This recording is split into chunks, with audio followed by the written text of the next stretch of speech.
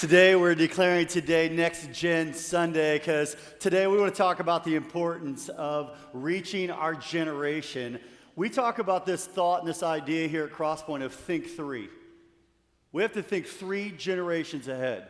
That God is the God of Abraham, Isaac, and Jacob. That it's not enough just to think about 1 generation, but 3 generations of people finding and following Jesus. And I want to introduce you today to my man Cameron. Would you welcome Cameron to Crosspoint today? So I had a good conversation with Cameron this past week, and God is just on the move in Cameron's life. And Cameron is just graduated from Yorba Linda High School. Yeah, super exciting. What's your plans? Where are you going? What are you doing next? I'm headed off to Vanguard University to play some soccer and minor in biblical studies, so I'm excited for that. So cool, Cameron.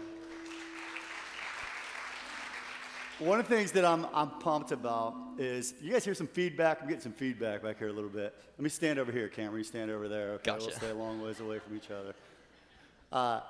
Actually, we got a great team. We can scoot up, okay? They'll make it happen. They're working hard in the back. One of the things I love about just young people is their fire and their energy. I noticed even this morning when we were in the service, our kids have come back from camp, and I can just sense a little difference even in the energy of the worship here today. Can you guys sense that and feel that a little bit? And this generation, I think, has this incredible ability to be able to say, you know what, we want to worship unabandoned. We are all in for the gospel, for the kingdom of God. And I think that we need to continue to foster that. One of the things about Cameron is at Yorba Linda High School, he actually was the president of FCA, Fellowship of Christian Athletes, and was bringing the students together at Yorba Linda High School. Cameron, talk to us a little bit about what God did in your heart this past week at camp. Camp was incredible. I've been going to camp since I was a kid, but this was by far the best experience I've ever had. Before camp, I was feeling like everything was so good in my life that I didn't really know where God was. I was in a little bit of a lull, and I almost didn't go to camp, but thankfully someone helped me out financially in the church. You guys don't know how much that means to us students. And so I was able to go to camp, and I brought 2 of my friends, one of those not being a believer. And camp was incredible. We had so much fun, but when it came to Wednesday night, I don't know if students are here, church night, or we called it cry night because it always brings so much tears because we just really pour into each other. When they asked for those who'd like to stand up and accept Christ, my friend who I brought up that Monday morning stood up and accepted Christ. Dude, that's awesome, man.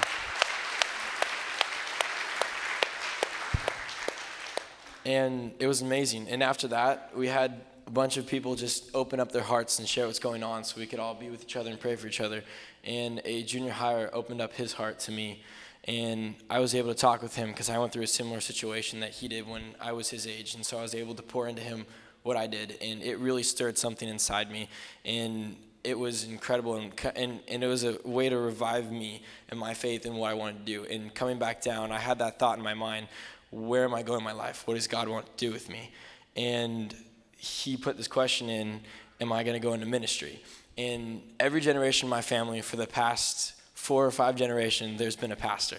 And my mom always jokes, it's going to be you, but I always I don't know. And just last Sunday, before they asked me to just share a little bit about what happened at camp, and I wasn't ready, and I was like, all right, God, just put into my mouth the words you want me to say. And at the end of when I was done talking, and I said, and that's when I decided that I wanted to be a youth pastor, not knowing I was going to say that. God put that into my mouth. So I believe I'm being called to ministry, and this is the first time my mom's hearing it, and first time you guys are hearing it. And so, thank you so much.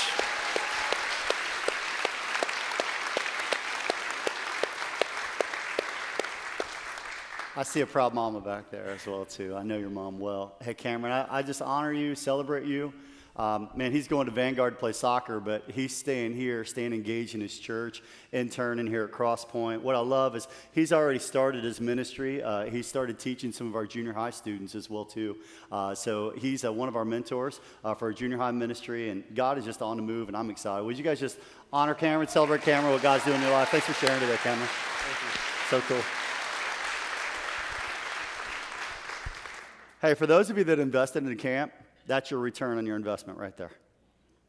I don't think that there's a better ROI investment than investing into people, especially people that are chasing after God with their heart, soul, mind, and strength. My daughter went to camp for the first time, so she's moving into 7th grade, which is hard for me to believe. She actually leaves this week, and she's going to Dallas because there's a camp she went to last year called a pastor's kids camp. It's called PK Vacay, and it's only for pastor's kids. There's like 500 or 600 pastor kids there. So she came back last year and she was fired up. So we went to breakfast and it lasted 3 hours. And she was telling me everything that she learned. And she said, Dad, they talked to us about advantages and disadvantages of being a pastor's kid. And I said, well, tell me. I mean, I was eager to hear some of these advantages, disadvantages. She said, Dad, she said, the disadvantage is I'm going to be used as a sermon illustration. And she said, Dad, that can be an advantage, but most of the time it's a disadvantage. She said, so I'm going to turn this into an advantage. I said, how so? She said, well, every time you mention me, I think you should pay me $5. So Sadie will get paid $5 today just for using that story today. But I am passionate just about the next generation. And when our kids were just babies, infants, when they were little, we dedicated them back to the Lord. And here at Crosspoint, we talk about giving your children back to God. And that may sound weird for some of you, because some of you are like, what do you mean give your children back to God? I didn't know God would take them back.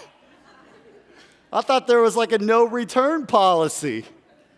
You know, I think that every one of us could be able to look back into our parenting years, those of us that are parents, even grandparents, looking back into your parenting years.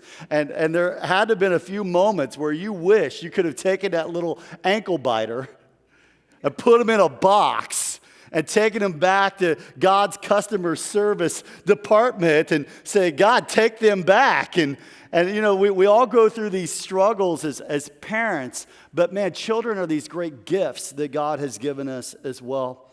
And so today I want to talk about, just this next generation. And I heard from one couple that actually said, you know, before we were married, we didn't have any kids, but we had 3 theories on raising kids. And now we're married and we have 3 kids and we have no theories anymore. Isn't that the truth? One mom was getting ready to celebrate her birthday, and her 8-year-old boy said, Mom, what would you like for your birthday? I know your birthday's coming up. And she said, you know what I'd like? 3 well-behaved children for my birthday.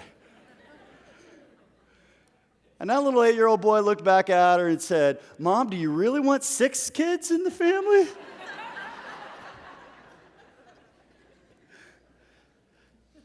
We have anybody that loves the Beatles here? Any Beatles fans? You know, the Beatles wrote so many amazing songs, and John Lennon wrote a song called Love. Some of you remember the lyrics to the song, love is real, real is love. Love is a feeling, feeling love. Love is wanting to be loved. But I once saw an interview with Julian Lennon, his son. And Julian Lennon said, my dad is a hypocrite. He said he talked to people all over this world about peace and about love, but he never could show it to the people that supposedly meant the most to him, his wife and his son. Men, can I talk to you just for a moment? You know, I love you.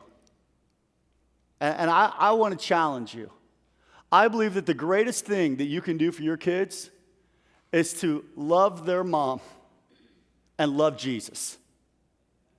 The greatest thing you can do for your family is to love Jesus and love their mother. More is caught than taught. And some of you may be sitting here today and you may be a little bit like scratching your head. Some of you may be divorced and you're like, dang it, I screwed that up. There's no way I can love her anymore. And to you, I would say the greatest thing you can do is to love Jesus and serve their mother. You know, we have this core value of love that says that we love freely and frequently with no strings attached. And it's rooted in 1 Corinthians chapter 3 that says love never fails. And you want to know the true test of love? The true test of love isn't if you love somebody that loves you back. The true test of love is, can you still love the unlovely? Can you love someone that is acting in unlovely ways? That is the true test of love, that love never fails. I want to just think for a moment, and I want you to think about these words. I'm going to put one over here. This would be, as you think about your family, as you think about your home, as you think about your life, on this spectrum you have very proactive. On this spectrum you have reactive. Where do you fall on a scale of 1 to 10? Proactive, reactive. Let me give you another word.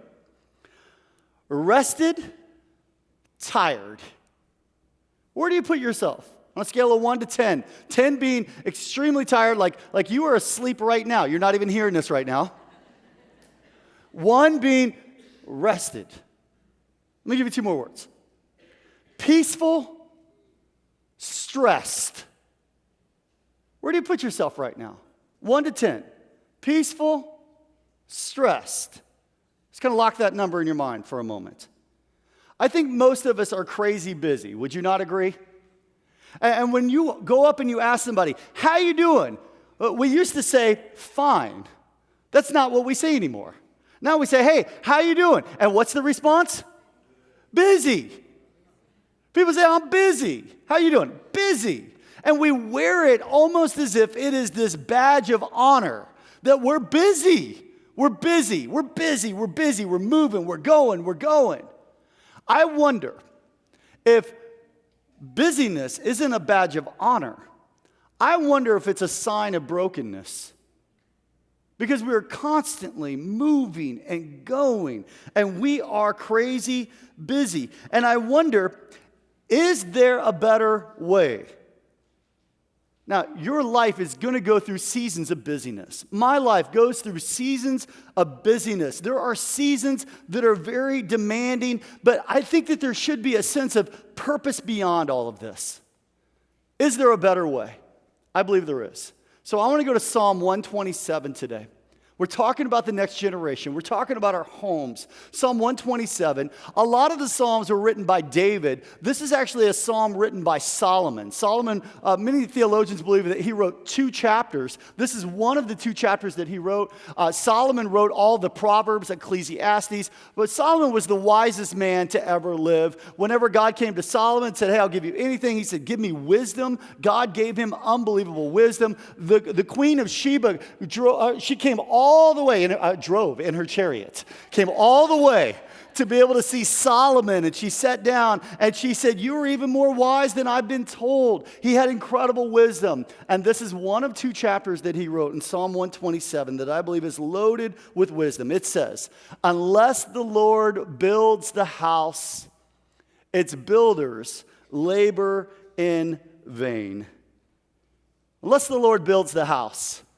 I think our children are like little homes. Not mansions. They're little homes. They're little homes that we're building. And without God, all of our building is in vanity. It's vain. It means nothing. You can teach your kids and your grandkids about communication, but if you don't teach them how to communicate with God, it's all vanity. You can teach your children about relationships, but if you don't teach them how to have a relationship with God, it's all vanity. I posted this post on my Facebook account by this guy named Vudi Bakum, and I got over 100 shares on this post. So I'm like, man, you guys really resonated with this one. And here's what he said. It's on the screen. Here it is. If I teach my son to keep his eye on the ball, but fail to teach him to keep his eye on Christ, I have failed as a father. That's a powerful quote. And I wonder sometimes if some of the things that we're building in vain. Now, don't get me wrong, because I'm an athlete. I played college basketball. I love athletics. My son plays baseball. He's getting ready to go into play football right now. My daughter swims. We are about athletics. We are about music. We are all about these things. However, at the same time, what priority do they take in our life? And will we be purposeful and intentional about keeping the main thing the main thing? We have another core value here at Crosspoint of focus. And we say it like this: we will be intentional about saying yes to the best and no to the rest. And we ask ourselves, is this a good thing or is this a God thing? Because too many good things become God things. And that's when things begin to fall apart. I picture building a house, and I picture you have to have a blueprint, right? And you have this blueprint. And for most of us, the blueprint as parents is education, athletics, music, make money. And I'm about to say something that's very countercultural. And listen, if you're not a follower of Jesus today, this is not for you. You're not going to be held accountable to this. You can take a pass on this. This is not for you. But if you call yourself a follower of Jesus Christ, you better lean in. Because as a follower of Jesus Christ, our ultimate goal in building our homes is to see our children find and follow Jesus. And money and education and sports, they're secondary to the ultimate goal. Jesus said in John 15:5, I am the vine, you are the branches. If a man remains in me and I in him, he will bear much fruit. Apart from me, you can do nothing. And church, we want to come alongside you as parents. And our desire as a church is to be partners with you. It's to lock arms with you, to help you in this journey of seeing your kids find and follow Jesus. This time I want to invite Tiffany Lyons to come out. Tiffany, man, she's been on our team now almost a year. Yeah, are you guys appreciative of Tiffany? I have known Tiffany for years and years and years. Actually, before I came here, I used to travel and speak. And Matt, who's our campus pastor in Ventura, and Tiffany actually traveled with me. And so we went all over the country together. We spent hours and hours and hours in a van, late nights talking, hanging out. And man, I go way back with Tiffany. And we are so blessed to have Tiffany a part of our staff, part of our team. She's our director of ministries. What that means is she oversees all of our ministry teams. She oversees all of we have nearly 60 growth groups that meet throughout the week. She oversees all of our groups, and she also oversees our next gen ministries. That's mentoring, coaching, our youth pastor, our children's pastor, helping them with strategic planning. And so I've asked Tiffany just to share with you what our strategic plan is when it comes to seeing our kids find and follow Jesus. Thanks, Pastor Brian. Well, I just first off want to say it's a huge honor to be on staff here at Crosspoint because God is on the move here at this church. I don't know if you guys know this, but yeah, we can clap for that. Come on. God is on the move. And man, I love working with Pastor Brian and Shannon, and I love working with Next Gen. I'm passionate about our teenagers and about our kids, and we have a mission with Crosspoint Student Ministries and with KidPoint, and that is to lead kids and teenagers to find and to follow Jesus. You know, and as we think about this big mission, that's a pretty big mission, isn't it? And as we think about this, we think about the different influences that a child and a teenager has in their life. Do you guys know this, that there's a lot of influences out there for your kids and your teenagers? Maybe a couple nods if you know it, but you know what? We know that there's influences out there. And when it comes to your teenagers and your children's spiritual formation, we believe that there are two powerful influences when it comes to their spiritual formation. And so the first that we're going to be talking about today is the church. And when we think about the church we're going to put as yellow because yellow represents light. And, you know, Jesus has said to all of the Christians that have ever lived, all of the Christ followers, hey, I want you to be the light to this world. And for generation after generation after generation, the church has been a community of believers who have proclaimed this gospel to the earth and told people about this light, about this hope that is Jesus Christ. And it is a powerful, powerful influence. And, you know, so that's one of of the influence when it comes to our children and our teenagers' spiritual formation. But that's not the only influence. We know that there's another influence that we believe is very, very powerful, and that is the influence of the family or the influence of the home. And when we think about the influence of the family, I mean, this is a huge, huge influence. I think that there's no doubt that we can say that the love that comes with the home, the family that comes, or the love that comes in the family, this is huge.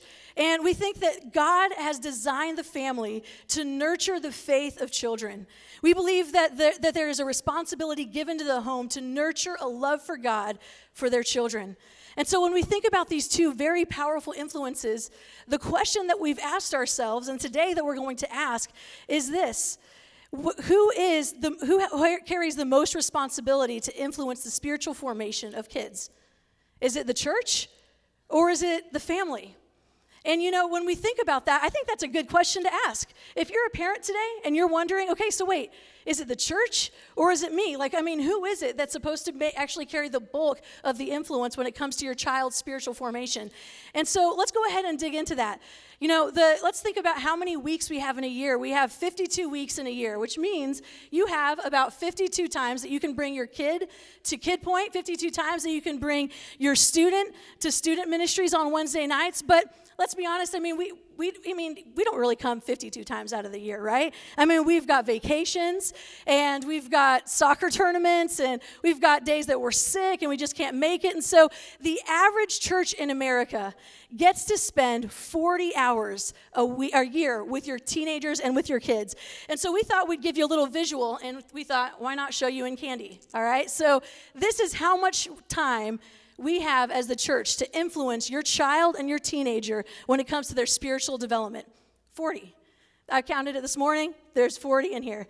And you know, when it comes to these 40 hours that we have a year, here at Crosspoint, we take those 40 hours really seriously. We know that these are precious 40 hours. That's why every single week we make it a priority to create an environment where kids love to come and where teenagers want to be. We create environments where kids and teenagers can find and follow Jesus, where they can grow in their spiritual faith, and we are on purpose. And we have amazing volunteers because we believe that these 40 hours are really pivotal in a child's life. So this is 40 hours, but let's compare that to the amount of hours that a family has. So if we think about all the hours in a year, let's go ahead and subtract school, right? Because you're not with them at school.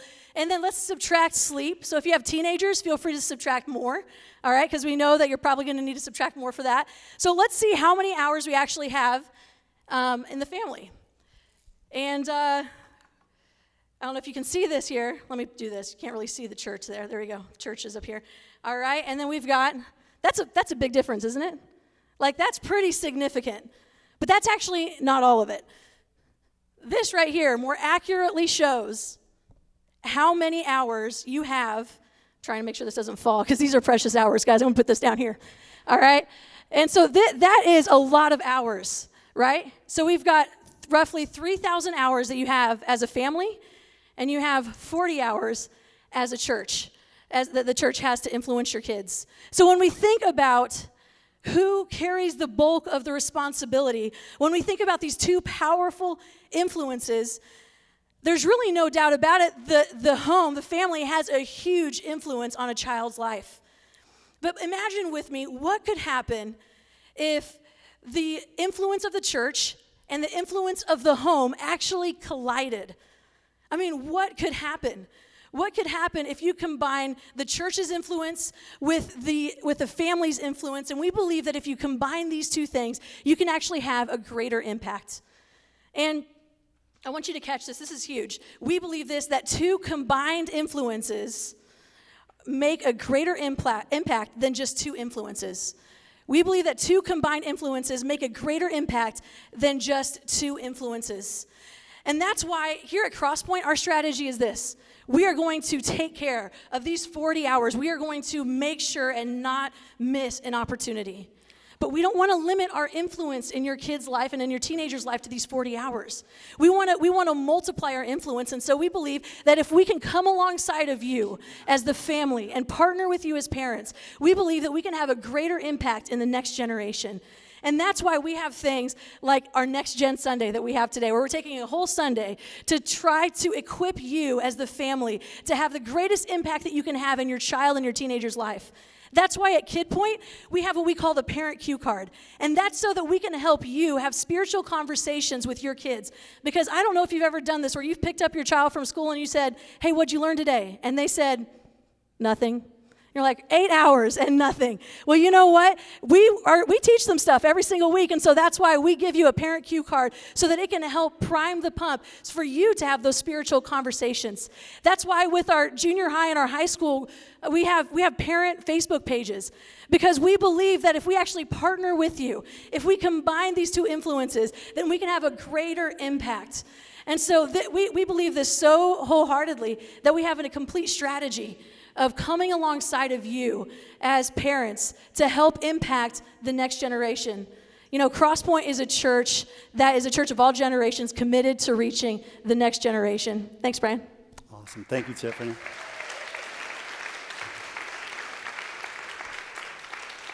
Psalm says, unless the Lord builds the house, the laborers labor in vain. Psalm 127 verse 2 says, in vain you rise early and you stay up late, toiling for food to eat, for God grants sleep to those that he loves. So I come back to this question of proactive, reactive, rested, tired, peaceful, stressed. I think God wants to give us peace.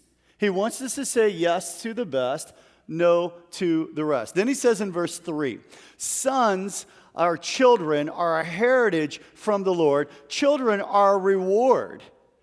When you think about your kids and you think about your grandkids, those are rewards from God. Have you thought about it like that? They're like little trophies saying, here you go, congratulations. That we have these gifts of our children from God. Then he says in verse 4, like arrows in the hands of a warrior are sons and daughters born in one's youth. So last week we had rocks for my message, and some of you tried to throw some at me. So this week I decided I'm going to get you back. I'm going to take the arrow back at you, right? Here's what he says. He says the arrows, kids are like arrows in the hands of a warrior. Now, in biblical days, you had to go harvest an arrow. You had to go out to a tree, you had to pull out a branch, and it didn't come straight. It came out crooked. It was a crooked twig that had to be harvested to be able to make this straight arrow. Our kids are arrows, not sparrows. Sparrows are flighty. They're up and down, going from post to post, tree to tree. But what do we have to do? We have to harvest these arrows because they are crooked when they come out. Psalm 51:5 says, surely I was sinful at birth, sinful from the time my mother conceived me. Let me ask you a question. Did you have to teach your kids how to do good? Or do you have to teach them how to be bad? My kids came out natural born sinners. Their first words out of their mouth were no.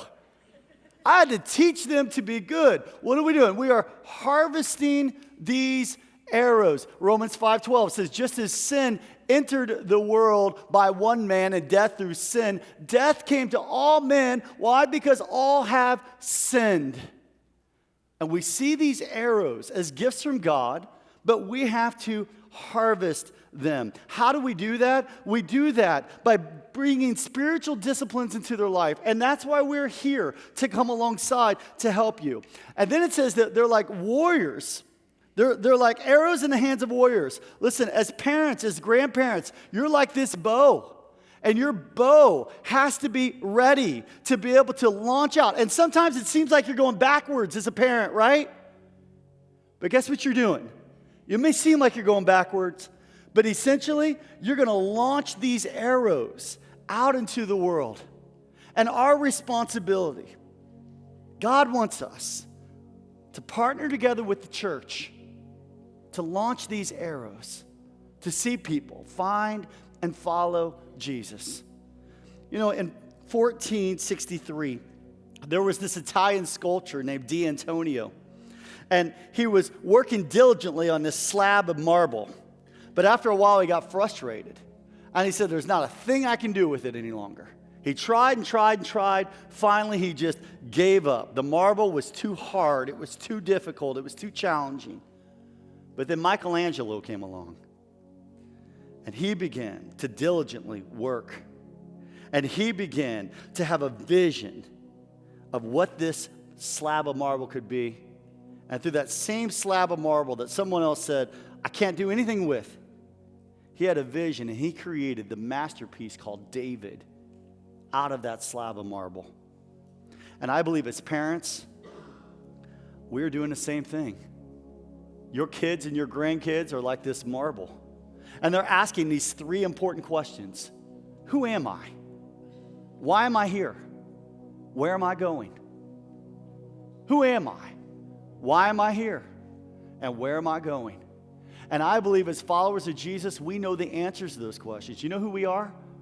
We are image bearers of Jesus Christ. We were made in the image of God, is what Genesis says. That word is the word icon. The word icon is where we get our icon, like on our computer, our apps. And when you open up that icon, guess what? You get a whole world. You want to know who Jesus is? He says, look at us as human beings, and he's conforming us into the image of his son, the icon of his son. It's rooting our kids and our grandkids in knowing that we're made in the image of God. You know who else we are? We are the beloved sons and the beloved daughters. And that title can never be taken away. Every other title can be taken away. Husband, wife, president of the company, manager, supervisor, pastor, all of these titles can be taken away. But that title, a beloved son, a beloved daughter, it can never be taken away.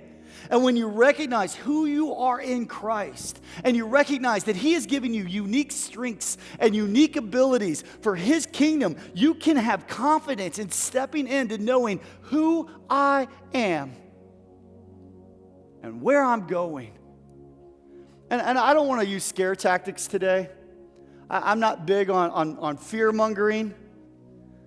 But can I just tell you today, there are a group of people lining up waiting to talk to your grandkids and your kids to tell them who they are, to tell them why they're here and where they're going. There are professors in secular colleges that cannot wait to talk to your kids about who they are. They can't wait to tell them where they came from and why they're here and where they're going.